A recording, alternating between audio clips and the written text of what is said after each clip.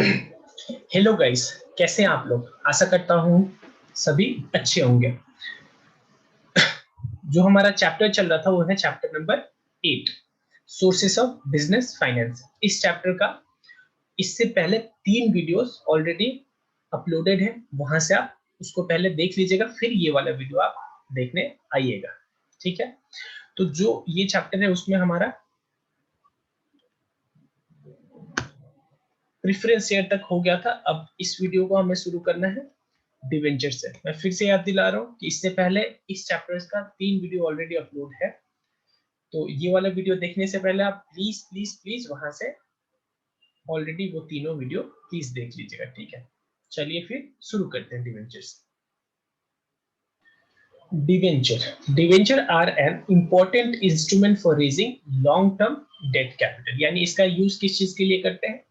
ये long term finance है, तो ये लॉन्ग टर्म में ही यूज करें। ठीक है, a company can raise funds through issue of debentures which bear a fixed rate of interest. पहला इसका फीचर क्या हो गया हमारा कि इसमें जो हमें इंटरेस्ट देना पड़ेगा और उस इंटरेस्ट, वो जो इंटरेस्ट हम देंगे वो फिक्स्ड रेट पे होगा।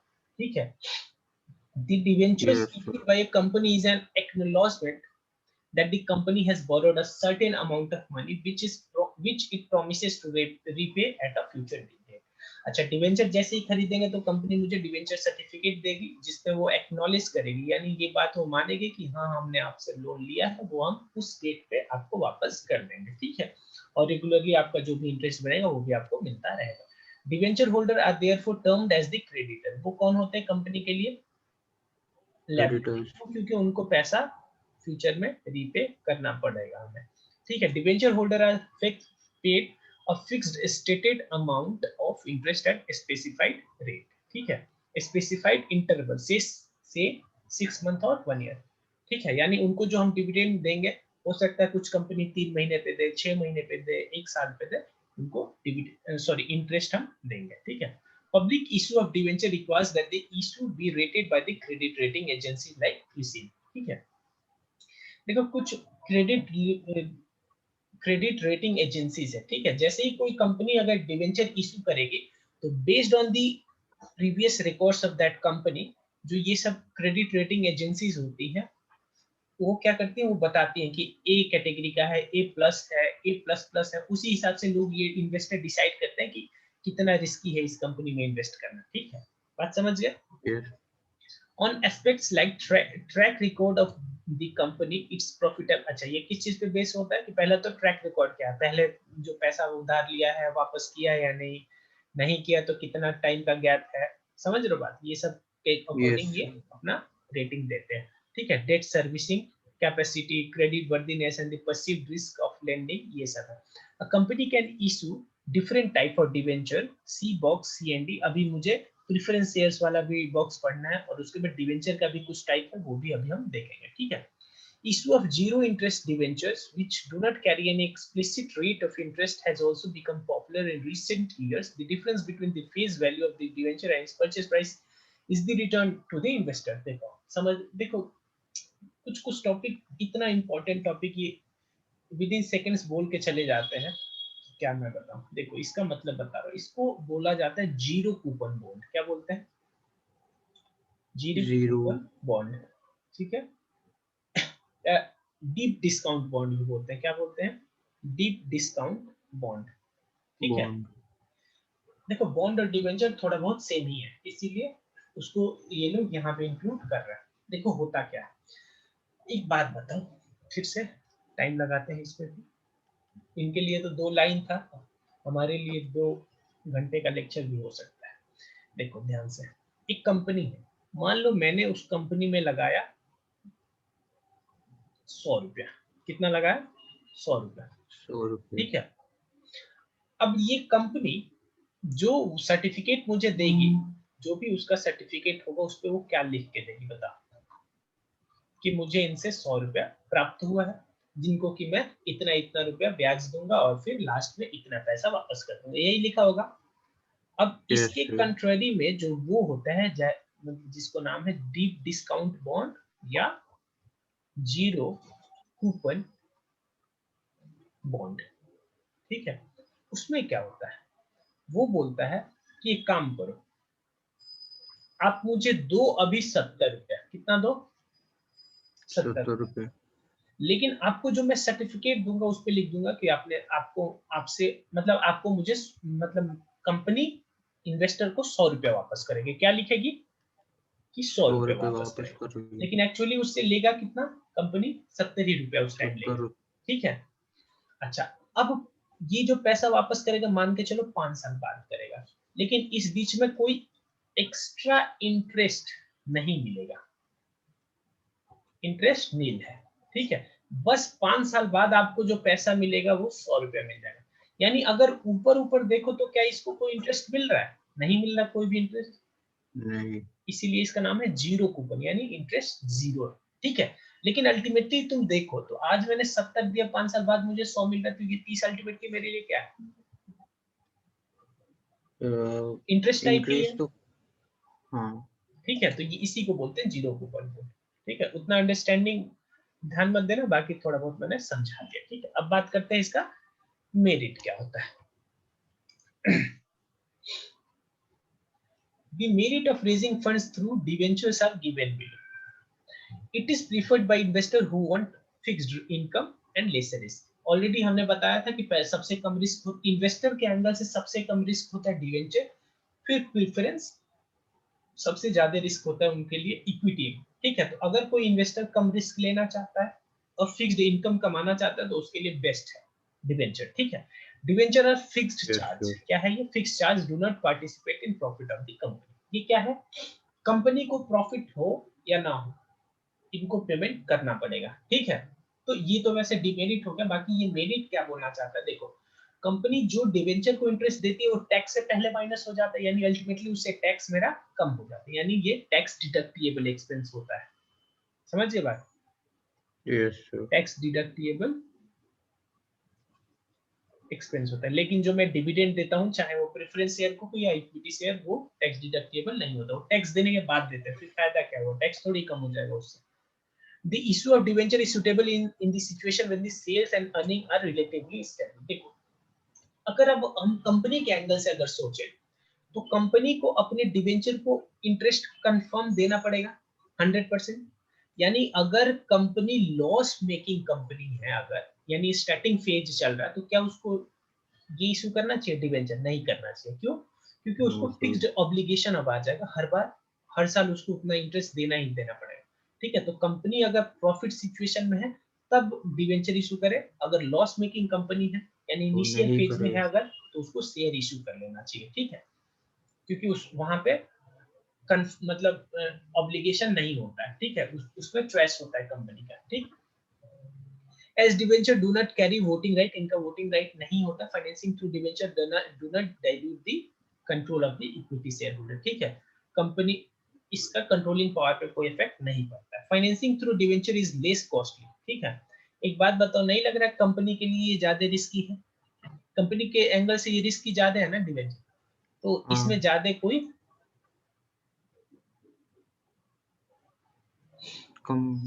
एक सेकंड रुको, कंपनी के लिए इसमें रिस्क ज्यादा है या कम है? कंपनी के लिए, जो पिछले वीडियो में मैंने बताया, कंपनी के लिए ज्यादा है। कंपनी के लिए रिस्क ज्यादा है, तो बताओ कंपनी अगर ज्यादा रिस्क ले रही है तो रिटर्न ज्यादा देगी कि कम देगी इस पे? कंपनी के लिए रिस्क ज्यादा है ना? ज्यादा कंपनी के लिए रिस्क ज्यादा है। हाँ, तो वो रिटर्न जो इनको देगी वो ज्यादा देगी कि कम देगी? हाँ हाँ, तो लो रिटर्न देगी। ठीक है, कहाँ पे मैंने डिस्कस किया था ना, ये रहा। ठीक है, यानी कंपनी के लिए लो रिटर्न देगी। जो हमारे डिवेंचर है वो उसके केस में कंपनी ज्यादा रिस्क ले रही है, इसका मतलब उसको जो पैसा देगी इंटरेस्ट के रूप में वो तो लो रिटर्न देगी। लो रिटर्न, यही बात बोला कि ये भी एक फायदा हो जाता है कंपनी को। ठीक है, क्योंकि कंपनी ज्यादा रिस्क ले रही है तो कम भी इंटरेस्ट देगी तो चलेगा। ठीक है,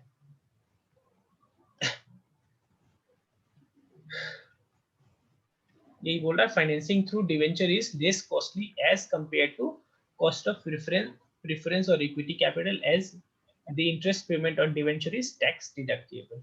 अच्छा अच्छा अच्छा अच्छा, ये भी वाला बात वो जो ऑलरेडी मैंने यहाँ पे समझा दिया था टैक्स डिडक्टिबल का, वो यहाँ पे भी ये बोल रहा है। ठीक है, यानी कंपनी को डबल फायदा हो जाता है। अब बात करते हैं हम लिमिटेशन का। Debentures as a source of fund has certain limitation. These are given below. As fixed charge instrument, debenture put a permanent burden on the earning of the company. There is a greater risk when the earning of the company fluctuate. ठीक है, यानी कि यहाँ पे company के लिए हमेशा के लिए फिक्स्ड एक ऑब्लिगेशन हो जाएगा, हर साल कंपनी को उसको इंटरेस्ट देना पड़ेगा।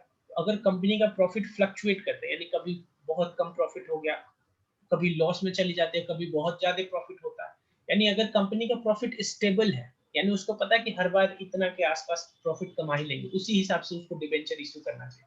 अगर ज्यादा फ्लक्चुएट करता हो प्रॉफिट, ऊपर नीचे लॉस की तरफ भी चला जा सकता है, तो उस टाइम डिबेंचर इशू करना प्रॉफिट मतलब सजेस्टेबल नहीं है। ठीक है, in case of redeemable debenture, आगे हम पढ़ेंगे रिडीमेबल डिबेंचर क्या होता है। The company has to make provision for repayment of specified date even during the period of financial difficulty. ठीक है, देखो अभी बताते हैं, रिडीमेबल डिबेंचर वो डिबेंचर होते हैं जिनको कि पैसा वापस करना पड़ेगा। वैसे तो आज के डेट में सारा डिबेंचर रिडीमेबल ही होता है। ठीक है, तो कंपनी को Yes, स्टार्टिंग से sir. ही ये सोच के चलना पड़ेगा, मान लो आज हमने डिबेंचर इशू किया, उसको 5 साल बाद पैसा वापस करना है, तो कंपनी आज से ही पैसा भी इकट्ठा करना शुरू कर देगी, ताकि कि 5 साल बाद उसको रीपे करने के लिए पैसा हो। ठीक है, Yes, sir.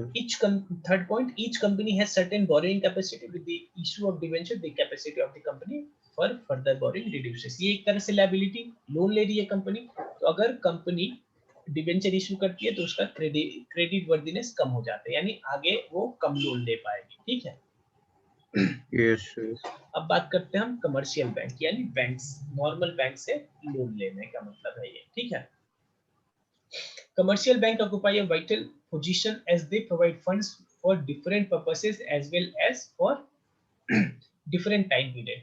Banks extend loans to firms of all sizes and in many ways like cash credit, overdraft. Bank जो लोन देता हो सकता है कभी कभी कैश क्रेडिट दे दे, ओवरड्राफ्ट दे दे, टर्म लोन दे, purchase of discounting bill, bills of exchange वाला chapter, issue of letter of credit, ये सब बैंक मदद करता है किसी कंपनी को लोन से रिलेटेड। ठीक है, फाइनेंस से रिलेटेड। ठीक है, कैश क्रेडिट का मतलब शॉर्ट टर्म के लिए कुछ थोड़ा बहुत पैसा दे दिया, थोड़ा बहुत नहीं, बस कैश क्रेडिट दिए, थोड़े टाइम के लिए दिए। ठीक है, ओवरड्राफ्ट क्या होता है कि बैंक ने बोल दिया कि मान लो मेरे मेरे अकाउंट में, मैं एक बिजनेसमैन हूँ, मेरे अकाउंट में 10 करोड़ रुपए है, तो कंपनी नॉर्मली बिजनेस लोगों को ओवरड्राफ्ट फैसिलिटी देती है कि मेरे अकाउंट में अगर बैलेंस नहीं दिया, मान लो 10 करोड़ है, तो मैं 12 करोड़ खर्च कर दूंगा। ठीक है, तो कुछ Yes, sir. ओवरड्राफ्ट फैसिलिटी देती है। ठीक है, तो वो भी एक तरह से फिर बाद में उस पर इंटरेस्ट भी चार्ज करेगी 2 करोड़ रुपए। ठीक है, जितना टाइम के लिए हमने लिया। ठीक है, तो ये भी एक तरह का लोन हो गया। Yes. टर्म लोन यानी कुछ टाइम के लिए लोन। अच्छा, बिल्स ऑफ एक्सचेंज जो बीआर है मेरे पास, उसको मैंने पहले ही डिस्काउंट करा लिया, याद आ रहा है बिल्स ऑफ एक्सचेंज वाला चैप्टर। हाँ. अगला हमारा issue of letter of credit. जैसे देखो कभी कभी क्या होता है, मान लो मुझे कहीं किसी को बताना है कि हाँ जी मैं मतलब आप मेरे पे विश्वास कर सकते हो, बात समझ रहे हो। मान लो किसी थर्ड पार्टी को ये विश्वास दिलाना है, मैं हूं एक बिजनेसमैन, मैंने किसी से डील, मुझे किसी से डील करना है। ठीक है, तो अब क्या होगा कि वो बोलेगा कि भैया क्या पता आप पैसा लेके भाग जाओगे, ऐसा कुछ। ठीक है, तो मेरे पास एक ऑप्शन होता है क्या, कि मैं बैंक से क्या इशू करवा लूंगा, लेटर ऑफ क्रेडिट, यानी बैंक मुझे Later. एक लेटर ऑफ क्रेडिट दे देगी उस थर्ड पार्टी को मेरे नाम से, क्या कि आप इनके साथ डील करो, अगर आपको ये धोखा देंगे या आप कुछ भी प्रॉब्लम होगा तो आप मेरे से पैसा लेके जाना। बात समझ रहे हो। Yes, sir. हाँ, इसी को क्या बोलेंगे, लेटर ऑफ क्रेडिट। दिक्कत, No, sir. the rate of interest charged by the bank depends on the various factors such as characteristics of the firm and level of interest rate in the economy. The loan is repaid either in lump sum or installment. ठीक है, हो सकता है company अलग अलग situation में अलग अलग अपने क्लाइंट से अलग अलग इंटरेस्ट चार्ज कर सकती है। ठीक है, अब ये जो अमाउंट होता है लोन का वो एक बार में भी पे हो सकता है और इंस्टॉलमेंट में भी पे हो सकता है। ठीक है, bank credit is not a permanent source of fund. Already मैंने बताया तुमको क्या कि जो बैंक का क्रेडिट वाला फैसिलिटी है वो शॉर्ट टर्म के लिए होता है, तो वो परमानेंट नहीं है। दो bank have started extending loan for longer period, Yes. generally such loan are used for medium to short term. The borrower is required to provide some security or create a charge on the asset of the firm before a loan is sanctioned by the commercial bank. ठीक है, यानी जो bank से loan लिया जाता है उससे पहले बैंक क्या कर देता है, बैंक कोई सामान गिरवी, कंपनी का एसेट गिरवी रख लेता है। ठीक है, ये इसका Yes, प्रॉब्लम है sir. थोड़ा बहुत। अब बात करते हैं कि इसका मेरिट क्या है। The merit of raising funds from a commercial bank are as follows. पहला कि bank provide timely assistance to business by providing funds as and when required. देखो बैंक, अगर आपका क्रेडिट वर्दीनेस सही है तो बैंक आपको टाइमली लोन दे देता है। ठीक है, अब इसके कंट्रास्ट में अगर सोचो तुम, तो डिवेंचर से पैसा इशू करने में ही तुमको 1-2 महीना लग जाएगा, बैंक में जाओ आज और 1-2 दिन में ही पैसा आ जाएगा। तो अगर बहुत जल्दी रिक्वायरमेंट है तो बैंक एक सुटेबल ऑप्शन है। ठीक है, secrecy of the business can be maintained on the information supplied to the bank by the borrower is kept confidential। ठीक है, जो बैंक को जो भी हम इंफॉर्मेशन शेयर करेंगे बैंक के साथ, अपना कॉन्फिडेंशियल इंफॉर्मेशन वो बैंक कॉन्फिडेंशियल रखता है। ठीक है, तो आप भरोसा कर सकते हैं कि आपका इंफॉर्मेशन सीक्रेट मेंटेन रहेगा। Formalities such as issue of prospectus and underwriting is not required for raising loan of bank, therefore is an easier source of finance। बोल रहा है कि देखो, जैसे मैंने बताया था कि अगर आप शेयर से पैसा उठाओगे तो फ्लोटेशन कॉस्ट ज्यादा होता है, और बैंक से लोन लेने में फ्लोटेशन कॉस्ट बहुत कम होता है या कभी कभी तो एकदम नहीं होता। ठीक है, Yes, sir.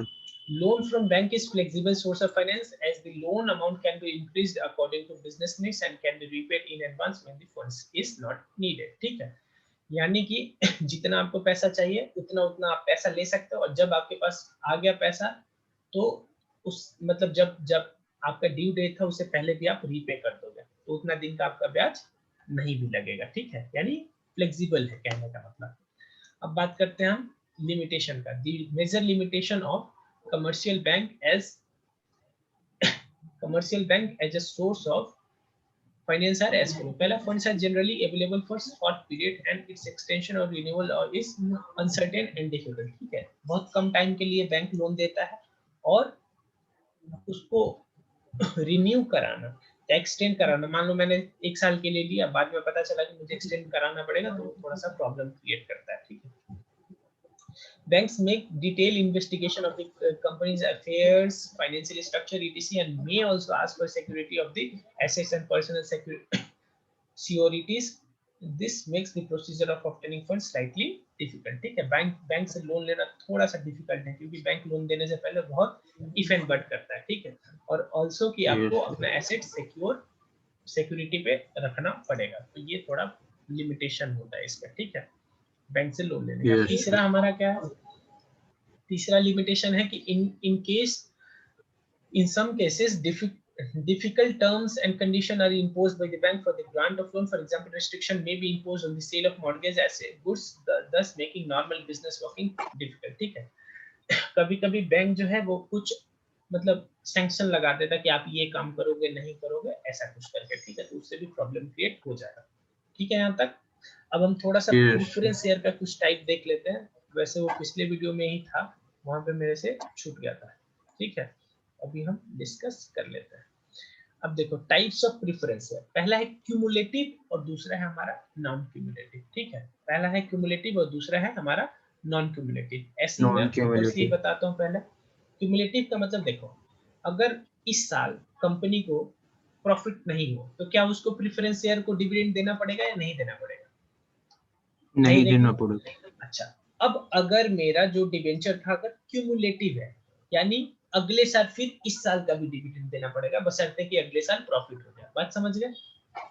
ठीक है सर। अब नॉन क्यूमुलेटिव यानी क्यूमुलेट नहीं होगा, यानी बंडल नहीं बनेगा, यानी नेक्स्ट ईयर अगर अगर मेरा वही प्रेफरेंस शेयर नॉन क्यूमुलेटिव है तो नेक्स्ट ईयर फिर से इस साल का नहीं मिलेगा, उस साल का तो मिलेगा, प्रीवियस ईयर वाला नहीं मिलेगा। ठीक है, ओके सर। तो देखो the preference share which enjoys the right to accumulate, क्या करना, जो अनपेड डिविडेंड है वो अगर एक्यूमुलेट होता रहेगा future years, in case same is not paid during a year are known as cumulative preference share. अगर एक साल में नहीं हुआ तो फ्यूचर ईयर्स में एक्यूमुलेट होके मिल जाएगा, तो उसको क्यूमुलेटिव प्रेफरेंस शेयर बोलेंगे।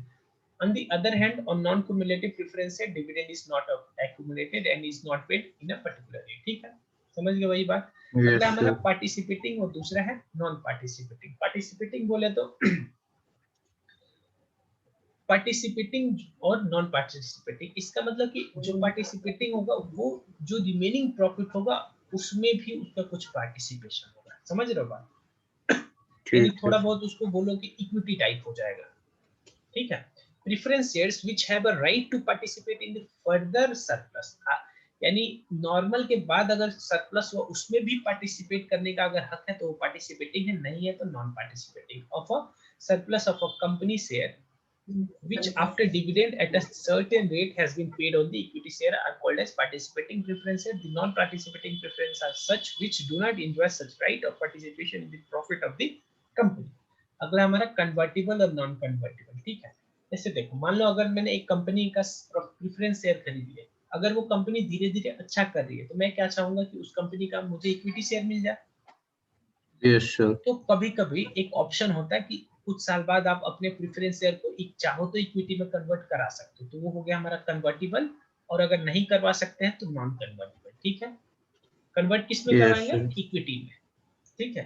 Preference share that can be converted into equity share within a specified period, जो कि कन्वर्ट हो सकता है किसमें? इक्विटी शेयर में. Specified period of time are known as convertible preference share. On the other hand, non convertible shares are such that cannot be converted into equity share. जो convert नहीं हो सकता उनको नॉन कन्वर्टिबल प्रेफरेंस शेयर बोलते हैं. बोलते ठीक है. हैं. अब हम बात करते हैं टाइप्स ऑफ डिबेंचर. पहला है हमारा सिक्योर्ड एंड अनसिक्योर्ड. सिक्योर्ड कहने का मतलब जिसके अगेंस्ट कोई एसेट गिरवी रखा हुआ है, और अनसिक्योर्ड जिसके अगेंस्ट नहीं रखा है. Secured debenture are such which create a charge on asset, यानी किसी एसेट पे चार्ज है, सिक्योरिटी है of the company, thereby mortgaging of the asset of the company. किसी की वजह से क्या हो जाता है? कंपनी का एसेट गिरवी रखा जाता है. Unsecured debenture on the other hand do not carry any charge on the security on the asset of the company. इनका कोई सिक्योरिटी नहीं होता किसी भी एसेट पे. दूसरा हमारा रजिस्टर्ड और बियरर, शायद कभी और भी बताए हुए होंगे. रजिस्टर्ड का मतलब कि जिसका नाम है उस सर्टिफिकेट में बस उसी को पैसा मिलेगा, उसी को ब्याज मिलेगा. बियरर का मतलब होता है कि जिसके हाथ में है उसको मिल जाए. जैसे मान लो तुम्हारा एक घर है, तुम्हारे घर का एक कागज होगा, Yes, sir. तो बताओ वो तुमसे मैं चुरा के क्या उसको किसी को बेच सकता हूँ? मैं नहीं. नहीं बेच सकता. क्यों? क्योंकि वो रजिस्टर्ड है. वो वही बेच सकता है जिसका नाम है उस पे. अच्छा मान लो है. तुम्हारे पॉकेट में 2000 का नोट है, मैंने चुरा लिया और उससे सामान खरीद सकता हूँ Yes, क्योंकि sir. वो बियरर है. उस नोट जो नॉर्मल करेंसी नोट होता है वो बियरर होता है, यानी जिसके भी हाथ में उसका वो ऑनर माना जाएगा. ठीक है, बात समझ गए? Yes, तो sir. डिवेंचर दो तरह का होता है, एक तो रजिस्टर्ड जिसके नाम से है वही ऑनर है, बियरर जिसके हाथ में है वही ऑनर है. Registered debenture are those which are duly recorded. अच्छा, जो रजिस्टर्ड होता है वो रिकॉर्ड भी मेंटेन करना पड़ेगा कंपनी के अंदर in the register of debenture holder maintain by the company. Company एक डिवेंचर का रजिस्टर मेंटेन करती है, उसमें वो उसका नाम मेंटेन करेगी, तभी तो पता चलेगा कि किसके नाम से रजिस्टर्ड है वो. समझ रहे हो बात? Yes, sir. This can be transferred only through a regular instrument of transfer. Although जो रजिस्टर्ड है वो भी ट्रांसफर हो सकता है. जैसे मान लो तुम्हारा अभी मान लो घर है वो पापा के नाम से, क्या वो तुम्हारे नाम से ट्रांसफर हो सकता है? अगर पापा चाहे तो हो सकता है. तो वैसे ही ये हाँ, भी हो है. सकता है. In contrast the debentures which are transferable by merely delivery are called as bearer debenture. लेकिन जो bearer होता है वो कुछ भी फॉर्मेलिटी मत निभाओ, दूसरा को दे दो, वो उसका होगा. बात करना. अब है हमारा कन्वर्टिबल और नॉन कन्वर्टिबल. सेम है जो प्रेफरेंस शेयर में था. अगर मेरा डिवेंचर कन्वर्ट हो सकता है किसमें? इक्विटी में, तो वो कन्वर्टिबल हो इक्विटी. जाएगा, नहीं हो सकता तो नॉन कन्वर्टिबल. नॉन अब कन्वर्टेबल. बात करें फर्स्ट डिवेंचर और सेकंड डिवेंचर. फर्स्ट और सेकंड डिवेंचर का मतलब होता है कि जो फर्स्ट डिवेंचर है उसको सेकंड से प्रेफरेंस मिलेगा. समझ रहे? उससे पहले पे किया जाएगा. हाँ, इंटरेस्ट भी उससे पहले पे किया जाएगा और लास्ट में जो पैसा वापस करना होगा उस टाइम भी इसको पहले मिलेगा. Debenture that are repaid before the other debenture are called as are known as first debenture and the second debenture are those which are paid after the first debenture. ठीक है, कोई Yes, दिक्कत? sir. No, sir. ठीक है. Financial institution. The government has established a number of financial institutions all over the country to provide finance to business organization. देखो ये भी एक तरह से कौन होती है, बैंक होती है। इनका क्या काम होता है, बिजनेस ऑर्गेनाइजेशन को लोन देने का काम होता है, ठीक। These institutions are established by the central as well as state government. ये central government का भी हो सकता है, state government का भी हो सकता है, ठीक है। They provide both earned capital and loan capital for the long term and medium term requirement. कभी-कभी ये तो सीधे ही कैपिटल में भी इन्वेस्ट करते हैं और कभी-कभी लोन दे देते हैं, ठीक है। And supplement the traditional financing agencies like commercial bank, यानी थोड़ा बहुत ये कमर्शियल बैंक का ही काम करता है, ठीक है। उसके बाद as these institutions aim at promoting the industrial development of a country, these are also called as development bank, ठीक है। एक तरह से देखो ये किस चीज में असिस्ट करें, बिजनेस को आगे बढ़ाने में, यानी ये इनका फोकस होता है इन इकोनॉमी का डेवलपमेंट के लिए या इंडस्ट्रीज के डेवलपमेंट से, इसलिए इनको डेवलपमेंट बैंक भी बोला जाता है। In addition to providing financial assistance, this institutions also conduct market surveys and provide technical assistance and other managerial services to people who run enterprises, ठीक है। यानी ये अल्टीमेटली किस पे फोकस्ड है, देखो बैंक जो है वो इंडिविजुअल्स के लिए भी काम करती है, लेकिन इनका कोई इंडिविजुअल्स के साथ काम नहीं होता है, सीधे सीधे जो बिजनेस में है उसको ये मदद करते हैं हर चीज से। पहला तो लोन के लिए, दूसरा कुछ मार्केट में सर्वे करते हैं वो भी शेयर करते हैं, टेक्निकल असिस्टेंस भी देते हैं, मैनेजरियल सर्विस भी देते हैं बिजनेसमैन को, ठीक है। This source of financing is also considered suitable when the large fund for longer duration are required for expansion, ठीक है। जब किसी कंपनी को लॉन्गर ड्यूरेशन के लिए पैसा चाहिए, फॉर एग्जांपल कंपनी को एक्सपैंड करने के लिए, रीऑर्गेनाइज करने के लिए, मॉडर्नाइज करने के लिए, तो फिर वो फाइनेंशियल इंस्टीट्यूशन से पैसा ले सकता है, ठीक है। yes, अब हम बात करते हैं मेरिट का। The merit of raising funds through financial institutions are as follow. पहला, financial institutions provide long term finance which are not provided by commercial bank. अभी हमने थोड़ी देर पहले देखा था क्या कि कमर्शियल बैंक जो लोन देती है वो ज्यादा टाइम के लिए नहीं देती है, शॉर्ट पीरियड या मीडियम पीरियड के लिए ही देती है, ठीक है।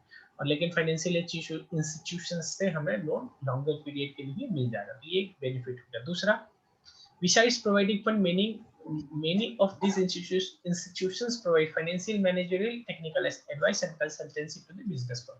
पैसा तो देती ही है, इसके साथ फाइनेंशियल, मैनेजरियल, टेक्निकल एडवाइस ये सब भी देती है ये लोग, ठीक है।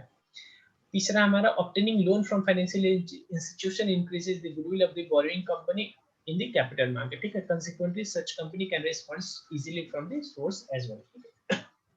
एक कंपनी को अगर किसी फाइनेंशियल इंस्टीट्यूशन ने लोन दे दिया, इसका मतलब कि वो अच्छी कंपनी है, ठीक है, तभी तो फाइनेंशियल इंस्टीट्यूशन उसको लोन दे रही है, इससे उसका मार्केट में गुडविल बढ़ता है उस कंपनी का, और फिर उसके थ्रू वो शेयर्स से भी पैसा ले सकती है, मतलब अदर सोर्सेस से भी ले सकती है, ठीक है। yes, sir. As repayment of loan can be made in easy installment, it doesn't prove to be much burden on business, ठीक है। अपने हिसाब से अपना इंस्टॉलमेंट क्रिएट कर सकते हो आप, इसलिए ज्यादा बर्डन नहीं होता है। The funds are made available even during periods of depression. देखो अच्छा, when other sources of finance are not able, एक कंपनी को मेन पैसे का रिक्वायरमेंट कब होता है, जब उसका खराब समय है, तो खराब समय को हम बोलते हैं डिप्रेशन टाइप, ठीक है। तो डिप्रेशन में भी पैसा ये देता है, तो ये इसका बहुत ही बड़ा एडवांटेज होता है। अब बात करते हैं हम लिमिटेशंस का, किसका, लिमिटेशंस का। The major limitations of raising funds from financial institutions are given below. पहला, financial institutions follow rigid criteria for grant of loan. एक बात बताओ, इतना बेनिफिट दे रहा है, क्या फ्री में ही दे देगा क्या, बहुत फॉर्मेलिटीज होता होगा, ठीक है, बहुत पेपर वर्क होता होगा। Too many formalities make the procedure time consuming and expensive. बहुत टाइम लग जाता है क्योंकि प्रोसीजर लॉन्ग है, ठीक है। तो financial institutions credit worthiness check नहीं करती? हाँ करेगी ना, वो भी तो करेगी, ऐसे ही थोड़ी दे देगी, ठीक है। Certain restrictions such as restriction on dividend payment are imposed on the power of the borrowing company by financial institution. एक बात बताओ, ये लोन अगर ले रहा है, जैसे हमने बैंक में भी बात किया था कि कुछ जो भी बैंक लोन दे रहा है वो कुछ फाउंडेशन लगा सकता है कि आप बिजनेस ऐसे करो या मत करो करके, ठीक है। वैसे ही यहाँ पे भी अगर हम लोन ले रहे हैं तो ऐसा हो सकता है कि फाइनेंशियल इंस्टीट्यूशन बोल दे कि अगले इतना साल तक आप डिविडेंड नहीं दोगे, ठीक है। Okay sir. अगला हमारा फाइनेंशियल इंस्टीट्यूशन में have their nominees on the board of director. देखो कितना दबदबा हो गया कि यहाँ तक कि मैनेजमेंट में अपना आदमी रख सकता है। बोर्ड मैनेजमेंट को ही, मैनेजमेंट में बहुत सारे डायरेक्टर होते हैं, सभी डायरेक्टर को मिला के एक बोर्ड ऑफ डायरेक्टर बोला जाता है उसको, ठीक है। ऐसा भी हो सकता है कि yes. Financial institutions may have their nominees on the board of directors of the borrowing company thereby restricting their power of the company, ठीक है। जिसके थ्रू की कंपनी में भी उसका इन्वॉल्वमेंट हो जाएगा और कंपनी का जो नॉर्मल ये है उस पे नॉर्मल फंक्शनिंग पे इफेक्ट डाल सकता है, ठीक है। Yes sir. एक ये पढ़ते हैं box D, inter corporate deposit. Inter corporate deposit are unsecured short term deposit made by a company another company. Already corporate का मतलब कंपनी समझो, ठीक है। एक कंपनी दूसरे कंपनी को जो डिपॉजिट देती है शॉर्ट टर्म के लिए, उसी को क्या बोलेंगे, inter corporate deposit, ICD. ICD market is used for short term cash management of large corporate. जो बड़ी बड़ी कॉर्पोरेट्स हैं, अगर उसको शॉर्ट टर्म के लिए पैसा चाहिए तो वो इधर से पैसा ले लेती है। As per the RBI guideline the minimum period of ICD is 7 days which can be extended to 1 year। यहाँ पे जो टाइम पीरियड है वो क्या है, 7 to 1 1 year, year। ठीक है, 7 days है, ठीक है। the three type of inter corporate deposit are, पहला तो 3 months डिपॉजिट, 6 month और कॉल डिपॉजिट। 3 month यानी 3 महीने के लिए है, 6 महीने के लिए, और कॉल डिपॉजिट यानी जब भी मांग लिया जाए, ठीक है। Interest rate on ICDs may remain fixed और मे बी फ्लक्चुएटिंग। हो सकता है कि इंटरेस्ट रेट फिक्स्ड हो जाए या फ्लोट करे, यानी चेंज होता रहे हर दिन के हिसाब से, ठीक है। The rate of interest on this deposit is higher than that of banks, ठीक है। इस पे बैंक के कंपैरिजन में यहाँ पे इंटरेस्ट रेट ज्यादा होता है। This deposit are usually considered by the borrowing company to solve problem of short term fund insufficiency, यानी शॉर्ट टर्म के लिए आपको बहुत ही हेवी रिक्वायरमेंट हो गया, इमरजेंसी टाइप सिचुएशन, तो आप यहाँ से पैसा कंपनीज उठा लेती है, ठीक है। Yes sir.